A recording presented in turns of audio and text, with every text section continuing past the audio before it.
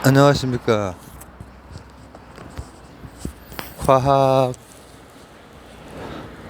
위한 철학, 이거를 이제 어 주로 그리스 철학, 자연 철학, 이거를 이제 처음에 보려고 하다가 나중에는 그 이후에 이제 그 이후에 그리스 철학이나 헬레니즘 철학이나 중세, 그리고 심지어는 근현대의 자연 철학이나 과학 철학도 한번 쭉쭉 나가볼까 그런 생각을 이제 하면서 했었는데, 이제 막 그 의욕이 앞서가지고 우선은 시즌 1을 그냥 마무리를 일단은 하고, 나중에 천천히 또 뭐 할 수 있으면 하는 걸로 하고.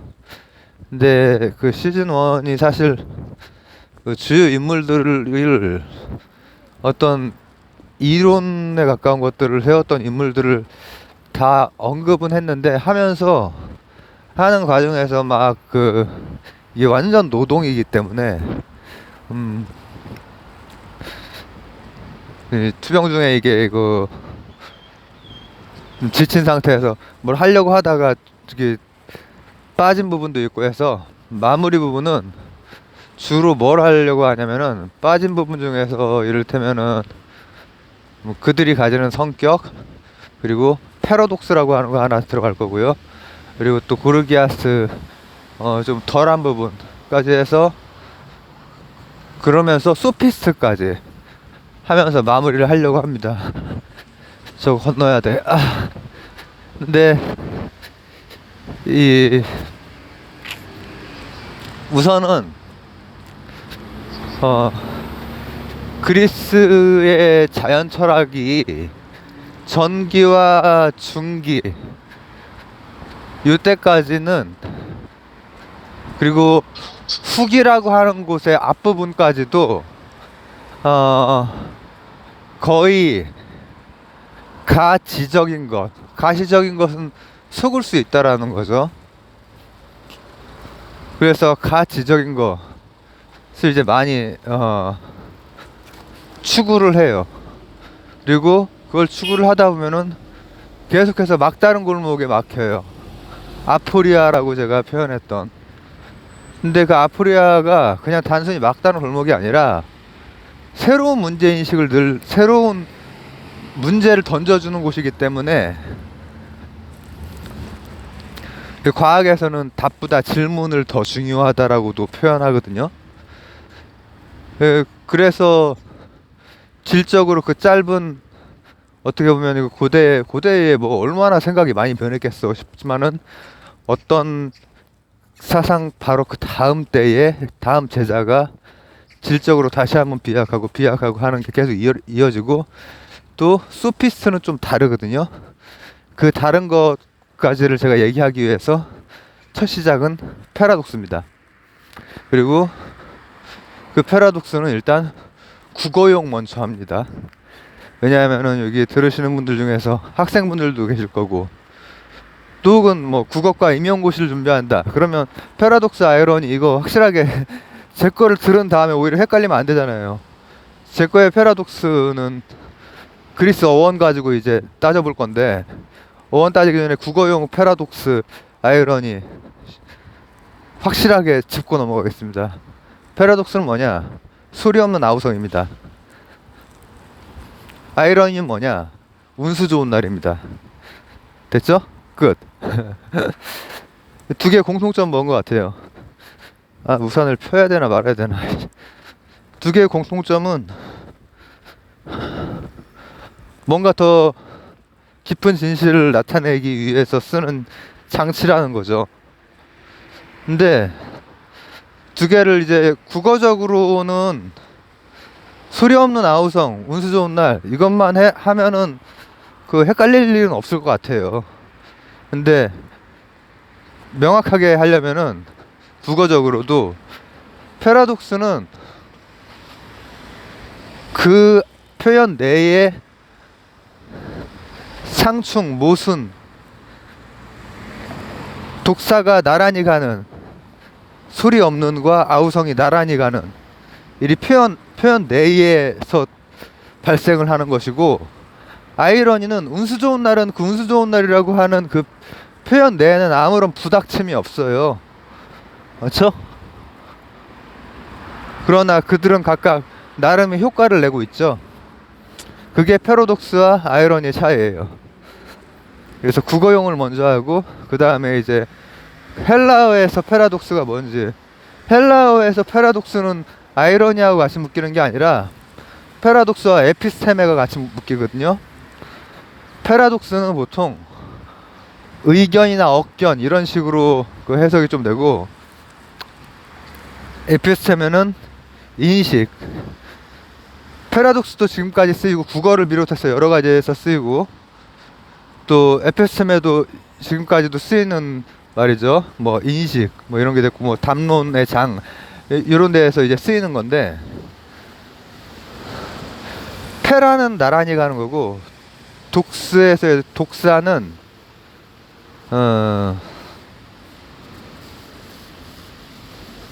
가시적인 것을 기반으로 한 의견이에요.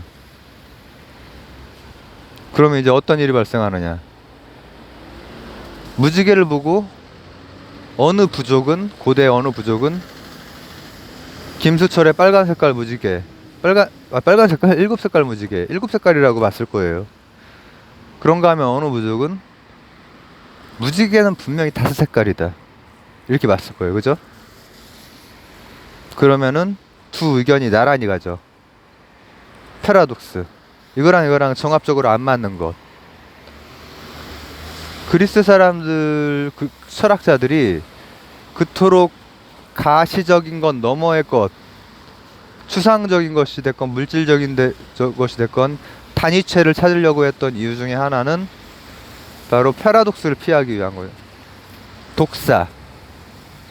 독사라고 하는 그 의견 혹은 억견. 패라는 나란히 가는 거고 독사가 의견 억견입니다. 제가 아까 패러독스를 의견 억견이라고 말한 것 같네. 패라는 나란히 간다. 의견과 의견이 나란히 간다. 정합적이지 않은 게 나란히 간다라는 거예요. 그러니까 국어 할 때도 표현 내에 그게 나란히 가고 있으면은, 모순적인 게 나란히 가고 있으면은 패러독스 역설인 것이고, 그 자체로는 괜찮아. 나보기가 역겨워 가실 때에는 죽어도 아니 눈물 흘리우리다. 이 자체로는 뭐 안에 뭐 어긋나는 게 없잖아요. 이런 건 그냥 아이러니예요. 반어예요, 반어. 그러나 이제 노래를 막 부르네. 슬프도록 아름다웠던 우리 지난 날에, 이런 K2 노래가 나온다. 그러면 이제 슬프도록이랑 아름다움이랑 딱 들어맞아서 잘 못 간다. 그러면은 이거는 이제 패러독스에 가까운 거죠. 문학에선 그 패러독스가 훨씬 더 강하고 효과, 임팩트 있게 많이 나오죠. 자, 근데 일단 엠페도클레스 같은 경우에 제가 이제 후기 하다가 마지막 게 후기 자연철학이었는데, 엠페도클레스 같은 경우에 제가 화학적인 그 기반을 놓은 분으로 이제 봤잖아요. 근데 네 개의 원소, 영원하고 동일한 자기 동일자들 이 그 이전부터 이제 쭉 그 이어져 온 메커니즘이라든지 이런 그런 방식으로까지 이제 설명을 하는데, 그때 중요한 게 제가 어휘의 문제를 얘기를 했죠. 지금 그리스에 가가지고 AI가 어떻고 빅데이터 3V, 벨로시티, 버라이어티 또 뭐 있어, 볼륨 이런 거 얘기하면은 그렇잖아요. 그게 뭔지를 얘기하면은 끄덕일 거예요. 근데 그때 당시에 이 사원소설의 원소와 원소 간의 그 작용 관계를 어떻게 봤냐면은, 그러니까 아직 미토스적인 게 남아 있는 것도 있지만 어휘의 부족, 아직까지 어휘의 부족으로 사랑과 미움 같은 걸로 작용을 한다고 생각을 설명을 해요. 엠페도클레스 같은 이제 화학의 진짜 고대 아버지가 지금 보면은 인력 청력으로 전자기력으로 설명이 가능하겠죠. 근데 이제 그런 식의 설명까지 갔다라고 하는 것은 그 이전까지의 뭐라고 하면 좋을까, 원소설이 가지고 있던 한계, 아포리아의 막다른 골목에 부딪혔을 때 질문이 생기고 그 질문에 대해서 또 다시 대안을 내놓는 거야. 그 대안이 훌륭한 대안이 나온 거죠, 이 엠페도클레스 같은 경우에. 그리고 거기에서도 또 질문이 생기는 거야. 그것들이 또 쪼개다 보면은 사실 똑같은 단위체들 가지고 구성된 것들이 아닐까. 그게 이제 데모크리토스죠. 현대적인 물리학. 정말 기본 입자들로 다 쪼개질 수 있는. 그러니까 어떤 원소가 됐건 거기에는 양성자, 중성자, 전자 이렇게 있잖아요. 쿼크 있고, 그리고 우리가 간접적으로 증명한 여러 가지 입자들이 있고, 그리고 뭐 특이한 입자, 중성미자 막 이런 것들도 있고, 그런 것들이 검출이 되면서 우주에 대해서 더 알게 되고, 그런 입자로 가는 데에도 역시 마찬가지로 아포리아 딱 부닥치는 거야. 그러면 다시 한번 발상을 전환해 보는 거죠. 이제 이런 작업들이 그리스에서 이제 계속되고, 근데 그럼에도 불구하고 그런 설명들이 자연 철학의 그 설명들이 대부분 그리스에서 헤라클레이토스를 제외하고는 변화와 생성에 대해서는 그다지 별다른, 그러니까 지금 이런 거랑 저런 거랑 다르잖아요. 근데 그 차이를 알고는 있으나 환원론적으로 이제 그걸 설명을 해보려고 하는 거지. 환원론적. 원소가 됐건 전자가 원자가 됐건 환원론적으로. 근데 아낙사고라스 같은 경우에는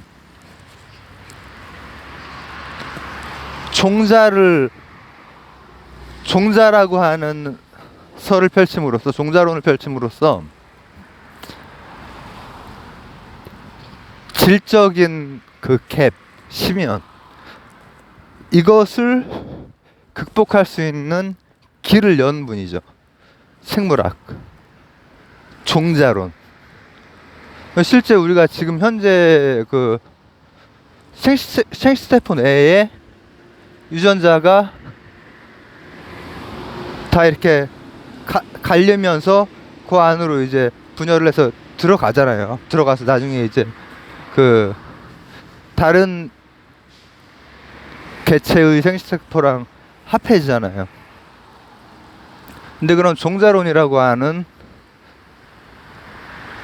다시 한번 막다른 골목에서 질문이 생기고, 그 질문 자체가 위대한 거지.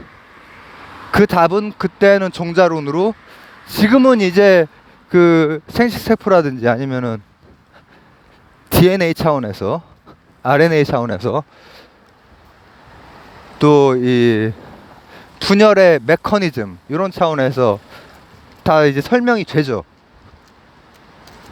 시간이 지나고 나면 좀 다른 설명이 또 다른 틀로 설명이 가능할지 몰라. 근데 중요한 건 그런 질문.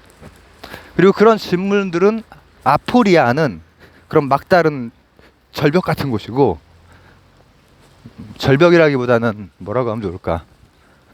그래, 막다른 골목길이라고 하자. 그리고 아포리오리라고 하는 것은 인간이 사피엔스라면 거의 대부분 비슷하게 생각하는 어떤 것들, 선험적으로 계속해서 일단 정신과 물질, 어떤 수, 어떤 자, 어떤 뭐 세포 이런 것들이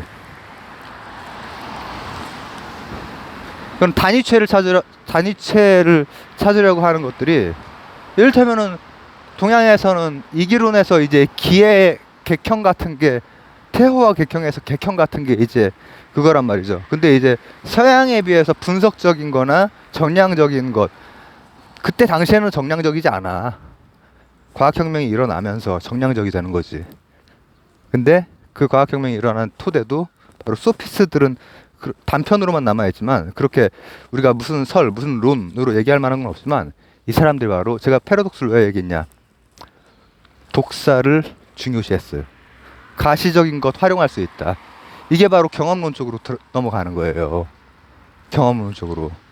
우리가 에피큐로스 하면은 데모크리토스의 영향을 많이 받거든요. 그때는 다 형이상학을 다 구성해야 되기 때문에 자연철학적으로 원자론 같은 거 받아들이면서, 근데 그분은 또 철학자이기 때문에 윤리학도 있어요. 굉장히 검소하고 또 소박한 윤리학이 있는데, 그것도 그쪽으로 들어가지만 소피스트들의 감각, 왜냐하면 실험과 정량적으로 이제 그 논리와 버무려질 때 과학혁명이 발생하거든요. 근데 소피스트들이 이 독사에 대해서 중요성을 인정을 했단 말이에요. 감각을 그거 받아들일 수 있는 거다. 이게 나중에 철학적으로 가면은 합리론과 경험론을 종합한 칸트가 인간 중심 구성주의, 인간이 감각으로 받아들일 수 있는 게 인간이라고 하는 틀에 있어서는 상호 신뢰할 만하다. 우리가 우주 배경 복사를 어떻게 봐요? 결국은 인간이 볼 수 있는 파장으로 보죠.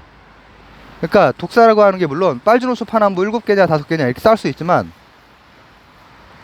그런 관측, 관찰 플러스 또 논리까지 합해진다면은 서로 나중에 패러독스가 아닌 에피스테메로 갈 수 있어. 어떻게? 야, 이거 380 나노미터네? 이거 둘 다 끄덕일 수 있거든. 이거 570 나노미터네? 둘 다 끄덕일 수 있거든. 그래서 과학혁명은 결국 실험, 경험론과 합리론의 짬뽕이란 말이죠.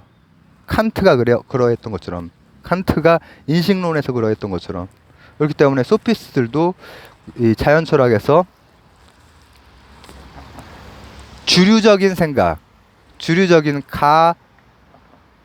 가시적 넘은 것, 가지적인 것에 대한 것에서 벗어나 있지만, 나중에는 결국은 같이 결합하면서 결국은 이제 가시적인 걸 통해서 뭐라고 하면 좋을까? 가지적인 영역에서 이제 한번 다시 계산을 해보고 추측을 해보고 뭐 이렇게 되는 거죠. 뭐 실제로 이제 그 실험이라든지 제가 그 얘기했죠. 그 비눗방울, 기름방울로 전하량 측정할 때 다 가시적인 부분의 측정 값들이 쓰이고, 그게 필요한 것들 걷어낼 거 걷어내고 약간 조작을 해가지고 전하량, 기본 단위량 이런 게 만들어진단 말이죠. 이런 것들이 세워진단 말이에요. 그리고 지금 그게 쓰여요. 1.6 곱하기 10의 마이너스 19는 그게 쓰여요 지금. 그래서 소피스트들도 이제 마지막으로 이제 얘기하자면은 자연 철학이 있었고, 그 사람들이 어떤 설을 했느냐, 남아있지도 않지만, 그런 앞쪽에 그 자연 철학자들 같이 남아있지도 않지만, 그게 중요한 게 아니라 독사를 인정했다. 그래서 경험론의 전통, 그리고 과학으로 치면 자연과학의 관측 없이 그냥 되지는 않아. 관측 자체는 사람을 속일 수 있지만 그게 좋은 도구가 될 수가 있단 말이죠. 근데 그런 것을 또 제공하기도 했다. 그래서 시즌 1 상고시대 프리 소크라틱 그 시기에 자연 철학에 대해서 과학을 위한 철학 이 시리즈 첫 번째 시즌을 마치도록 하겠습니다. 감사합니다.